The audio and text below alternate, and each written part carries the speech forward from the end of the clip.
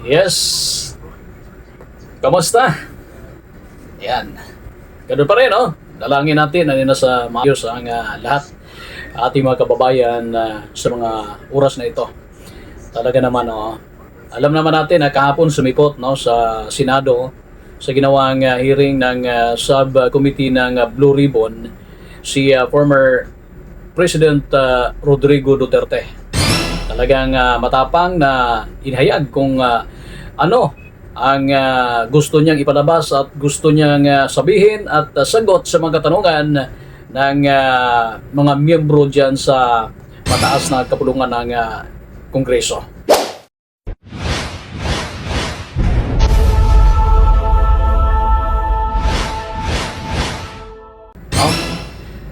Talaga naman.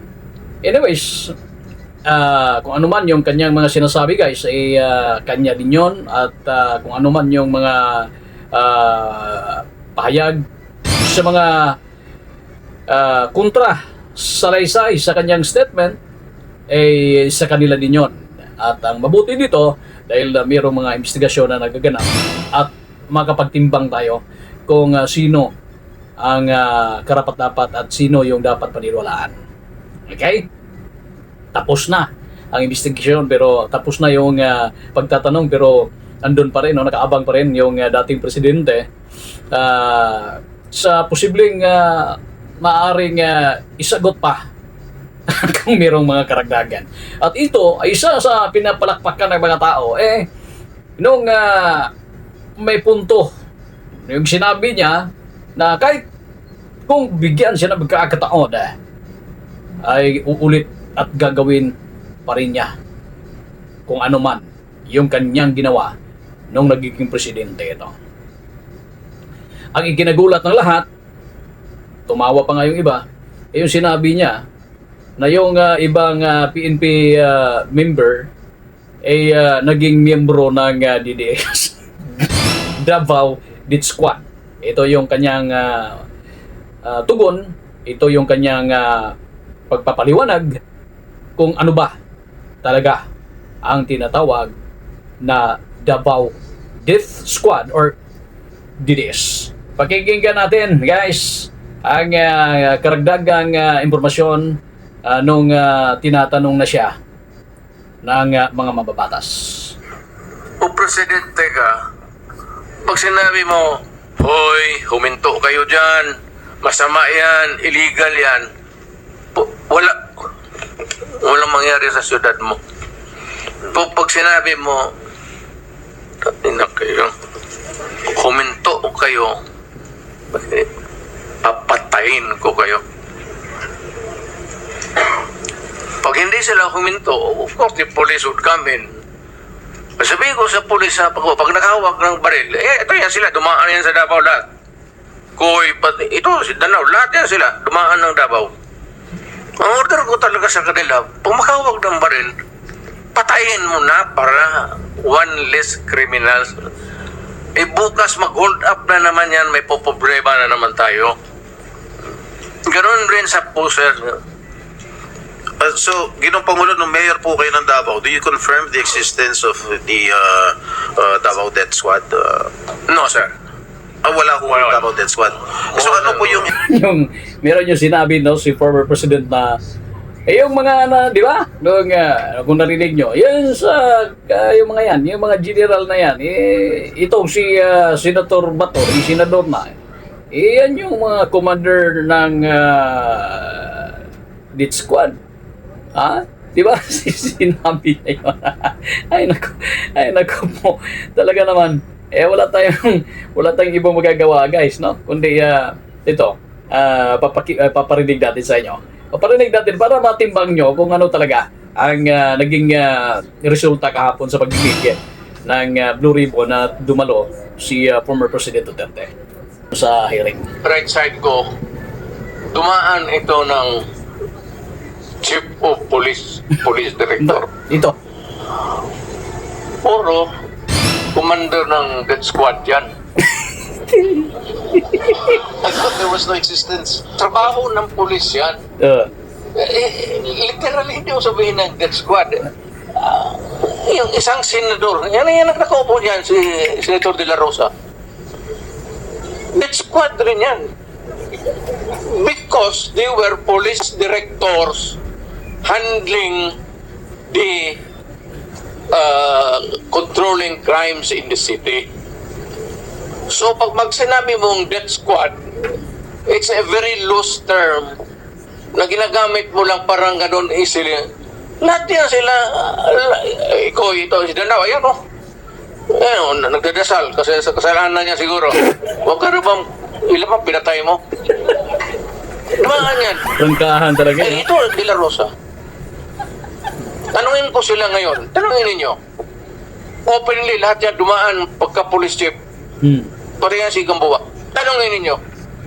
Now, kung may utos ba ako na patayin ninyo yung tao na katali yung paa, pati kamay sa likod, or assassinate them. Yun. Ang sinabi ko, ganito, prangkahan tayo, encourage the criminals to fight. Ayun. Encourage them to draw their guns. Yan, buhay yan. Ayan na sila, yan ang instruction ko. Pati yan si Koy. Encourage, pati yan si De La Rosa, encourage them lumaban. Oh, di ba? So, mula mismo sa kanya, walang direktang utos, no? Na tumbahin yung mga suspect na yan. Pero pag lumaban, yun na nga. Kaya mapabalita natin ang tanong, bakit na baril, bakit nadali yung suspect? Sagot ng PNP kalimitan, nanlaban. Ayan yung lumalabas, di ba? Ito, tutuloy natin. Pagka lumaban, patayin ninyo para matapos na ang problema ko sa syudad ko. दिन ko yan siya, sir. Punto rin, may punto rin. At ito ay na-adapt guys Summer business idea nung ba? naging presidente ito ng Pilipinas kasi lumawak yung war on drugs sa buong Pilipinas. Ito pala nagsisimula doon sa Davao nung naging mayor ito at lumaganap yung operation sa pagbigay ng solusyon sa problema ng droga kaya umabot sa investigasyon hanggang ngayon. Okay? So sana naman ay magkakaroon ng katahimikan na. Sana naman ay magkakaroon ng tunay na hustisya kung mayroon man. Alam naman natin na talagang mayroon talagang mga nabiktima rin, no? Ng EJK na yan, kung magbabase tayo doon sa mga investigasyon, ilang mga pulis na ang nasampahan ng kaso. Pero di rin natin maipagkakaila na marami din dyan na mga drug-related personalities ang nasampahan din, no? Nakulong din. Pero mas marami itong nasa labas kaya nga tinatawag na EJK, no? E-extra. So meaning, nasa labas na ng husgado yung desisyon. Walang desisyon, walang promulgation of judgment na nagaganap mula sa judiciary, kundi nandito sa labas, kalimitan. Kaya ano kaya ang magiging epekto nito? Ano kaya ang magiging kasunod nito matapos nitong investigasyon na ito, guys? Itong tanong, sagot, harapan, no? Harapan at sagutan, kumbaga yung tanong at saka sagot ni former President Duterte at saka kay Senador Risa Hontiveros.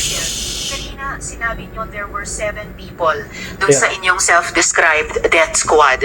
Ano po yung mga pangalan nila at pakidescribe yung structure ng organization na sinet up nyo, yung death squad na iyon? Yung death squad ko? Ang death squad ko, ma'am, is of course it is organized. Inamin na. Hanggang dyan lang. Ano po yung structure ng organization na iyon? Against criminals. Hindi po, yun yung task siguro na binigay niyo. Pero anong structure ng death squad niya iyon? Structure against crime and criminals. Ibig sabihin, ano po yung setup? At sino yung 7 yon na miyembro ng death squad Fight niyo? crime. No sir, yung pangalan ng sabi niyo at 7 tao na nasa death squad niyo. Mukhang patay naman sila lahat, ma'am. It's okay sir, ano pong mga pangalan nila?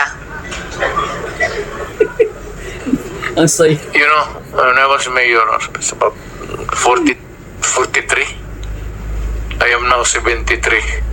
For the life of me, I cannot remember the name. And ano po yung structure ng 7 yon? Merong bang team leader, may 2 tenyente, then may 4 pa na tao? Ano po yung structure ng organization na iyon? I said I am 73 years old.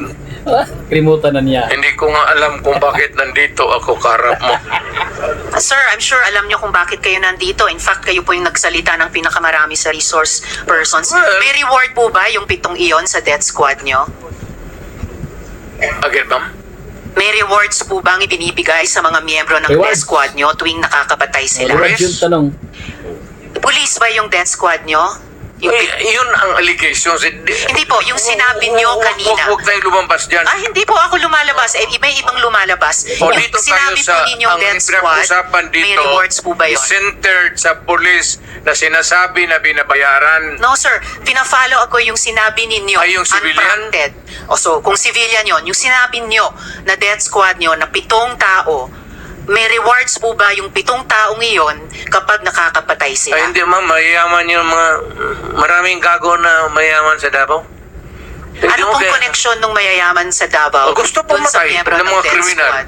Because Ibig they sabihin, want the city to be safe. nagbibigay sila yung Because mayayaman ng they want rewards sa business to death thrive. squad? Yes, sir. Bago po yan, Mo. sinasabi nyo ba na yung mayayaman sa Davao nagbayad sa death squad para pumatay? No, hindi ma'am. Si Sila Colonel mismo. Makasait po ba kasama sa death squad na iyon? Sino? Colonel Makasait, kasama po ba sa death squad na iyon? Colonel Makasait? Ma'am, alam mo sa totoo lang, mahabang istorya to. It's okay, sir. Maikli lang sana Pero ang ang sagot. problema, ma'am, patay na yung tao. Si Colonel Makasait ay patay na. Ayaw kong marami. Police officer in the police department. Pero patay na yung tao. Okay, sir. May Huwag mo rewards akong po ba tanungin sila? kung anong history yung tao na yan, patay na. Okay.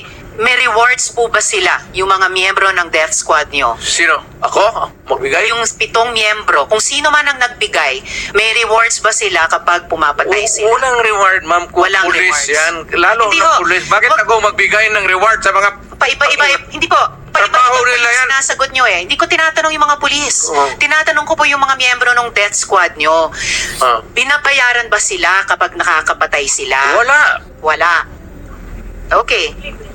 So, libre lang yung pagpatay. Senator, this is just an intervention. Yeah, sorry. We have to I follow- apologize, we have Mr. to Chair. follow the Yes, order. I Yes, please, submit. please. Yun. Ayun. So at least nasagot ang bandang doon kung may rewards ba kasi yun nga yung umuugong matapos na isiniwalat no ng mga ilang resource person nung nagdaang pagdinig. At naalahan naman yon ni Senator Bongo na walang katotohanan. Although merong suporta yung si former President Duterte sa operation ng PNP no sa pag-fight against illegal drugs.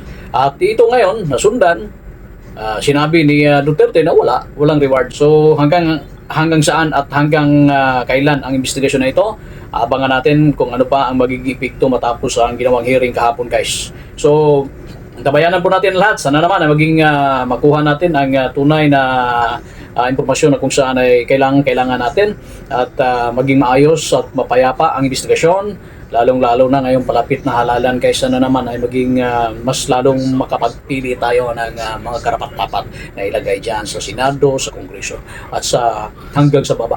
So maraming salamat hanggang sa muli po. Ito po ang G5 TV. Mabuhay ang buong Pilipinas.